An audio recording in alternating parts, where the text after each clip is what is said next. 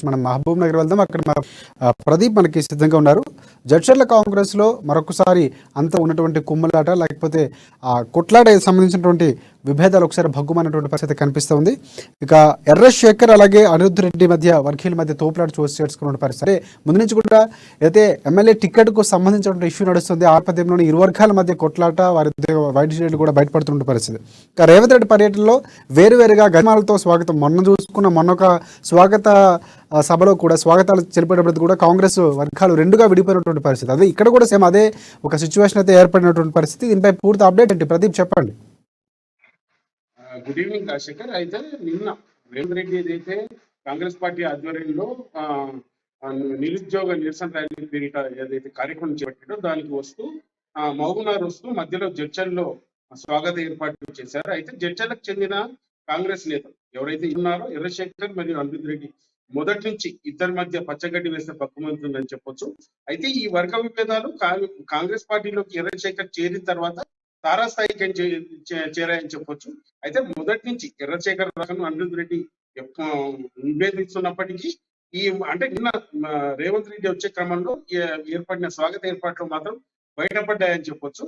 అయితే ఇద్దరు రేవంత్ రెడ్డికి స్వాగత ఏర్పాట్లు ఎవరికి వారే సపరేట్ గా ఏర్పాటు చేసిన క్రమంలో ముందుగా అనిరుద్ధ్ రెడ్డి పెద్ద గజమాలతో స్వాగతం ఏర్పాటు చేస్తుండగా రాజశేఖర్ అనుచరులు ఎవరైతే ఉన్నారో మీరు చేయవద్దంటూ అందరం ఒకటే దగ్గర చేద్దామంటూ ఎర్రశేఖర్ వర్గం అనిరుద్ధ్ రెడ్డి వర్గాన్ని అడగడంతో కొంత తోపులాట జరిగింది.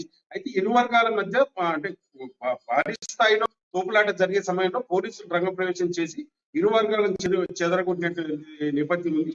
అయితే ఇదే సందర్భంలో రేవంత్ రెడ్డి జడ్చల ఫ్లైఓవర్ కిందికి రాగానే ఎర్రశేఖర్ సంబంధించిన వారు పెద్ద గజమాలతో ఆయనను స్వాగతం పలికి ఆయనకు ఒక చేతికి ఒక ఖడ్గం కూడా ఇచ్చినటువంటి నేపథ్యం. అయితే ఈ సందర్భంలో అనిరుద్ధ్ రెడ్డి ఆయన వెనుక లేకపోవడం కొంత అదైంది. అయితే ఇదే సందర్భంలోనే అనిరుద్ధ్ రెడ్డి కొంత అలకపోయి బయటికి వెళ్ళినట్టు కూడా మనకు తెలుస్తా ఉంది. అయితే ఇదే మొదటి నుంచి కాంగ్రెస్ అధినాయకత్వం కూడా ఈ మధ్య విభేదాలను పట్టించుకోలేదని చెప్పొచ్చు. అయితే ఎవరికి వారే యమునా తీరు కావడంతో అధిష్టానం కూడా ఇంతవరకు అంటే జడ్జికి సంబంధించి ఎవరికి టికెట్ ఇస్తారు, ఎవరు పోటీలో ఉంటారు, ఎవరు ఉండరు అనేది కూడా ఇంతవరకు స్పష్టం చేయకపోవడం ఇటువంటి విభేదాలు వస్తున్నాయంటూ కూడా కార్యకర్తలు చెప్పుకోవడం ఇచ్చింది. అయితే ఇదే నేపథ్యంలోనే రేవంత్ రెడ్డి ఈ ఇరు వర్గాల మధ్య విభేదాలకు కొంత సీరియస్ అయిన నడుస్తా ఉంది. అయితే జిల్లా డిసిసి అధ్యక్షులు ఎవరైతే ఉన్నారో మధుసూదన్ రెడ్డి గారు కూడా ఇదే విషయం కొంత రేవంత్ రెడ్డి గట్టిగానే చెప్పినట్టు మనకు తెలుస్తా ఉంది. అయితే ఇరు వర్గాల రేవంత్ రెడ్డి ఎర్రశేఖర్ మరియు అనిరుద్ధ్ రెడ్డి మధ్య వర్గాల మధ్య మాత్రం విభేదాలు చాలా స్థాయికి చేరాయని చెప్పచ్చు.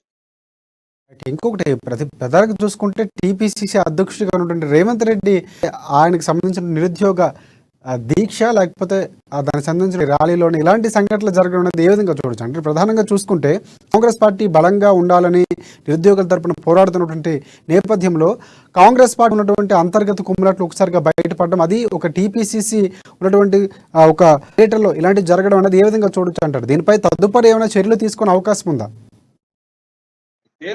ఇంతకు ముందు కూడా రాహుల్ గాంధీ చేపట్టిన జోడో యాత్రలో కూడా ఇరు వర్గాలు ఎవరికి వారే యమునా తీరే అన్న చందంగా ఎవరికి వారే స్వాగతం ఏర్పాటు చేశారు రాహుల్ గాంధీ కూడా. అది ఆ సమయంలో కూడా జడ్చల సమీపంలో రాహుల్ గాంధీ స్టే చేసినప్పుడు కూడా ఈ ఇరువాల విభేదాలపై రేవంత్ రెడ్డితో సమాలోచన చేశారు. అయితే రేవంత్ రెడ్డి కూడా డిసిసి అధ్యక్షులు ఎవరైతే ఉన్నారో జిల్లా పార్టీ నాయకులతో పాటు జిల్లా పార్టీ అధ్యక్షులు కూడా గట్టిగానే చెప్పారు. సమన్వయం లేకుండా ఇద్దరు కలిసి పనిచేయాలంటూ కూడా సూచించారు. ఆ నేపథ్యంలోనే ఇద్దరు ఇప్పటి వరకు కలవలేదు. ఎవరికి వారే జడ్చల్లో ఎవరికి వారే ప్రోగ్రామ్ చేసుకుంటూ పెడుతున్నారు.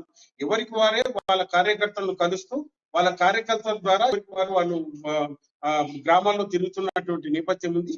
ఈ విషయం అధిష్టానం కొద్దిగా గట్టిగానే చెప్పాలనుకున్నా కానీ ఇంతవరకు చెప్పలేదని అయితే మనకు తెలుస్తా ఉంది. అయితే దీనికి బేస్ చేసుకుని కార్యకర్తలు కూడా నిజమైన ఎవరైతే కాంగ్రెస్ కార్యకర్తలు ఉన్నారో వాళ్ళు కూడా ఎటుపోవాలన్న అనిశ్చితిలో కొనసాగుతారు. అయితే అధిష్టానం త్వరగా ఎవరికొవరికి టికెట్ నిర్ణయిస్తే తప్ప ఈ విభేదాలు ఆగిపోవని కూడా కొంతమంది కార్యకర్తలు మనతో చెప్పినటువంటి నేపథ్యం ఉంది. అయితే ఈ నేపథ్యంలోని రేవంత్ రెడ్డి కూడా నిన్న జరిగిన సంఘటనపై డిసిసి అధ్యక్షులు ఎవరైతే ఉన్నారో మధుసూదన్ రెడ్డి కూడా కొద్దిగా గట్టిగానే చెప్పారు. త్వరలోనే ఇరు నాయకులు హైదరాబాద్ పిలిపించి మాట్లాడే అది కూడా ఉన్నట్టు కూడా మనకు సమాచారం ఇస్తుంది.